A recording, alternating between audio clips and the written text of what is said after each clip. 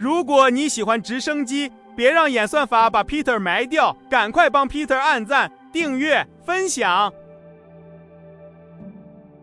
今天來交機，這位保證班的學員明明家裡已經有一支 Futaba 16IZS 了，怎麼今天又入手了一支古天 T8 遙控器？原來他不想每天上下班把 16IZS 帶來帶去，太麻煩也怕碰撞，所以決定直接在公司也放一支控，做到兩地練習不中斷。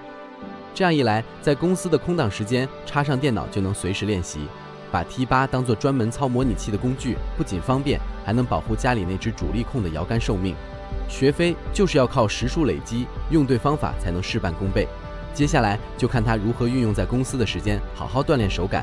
大家一起幫他加油吧！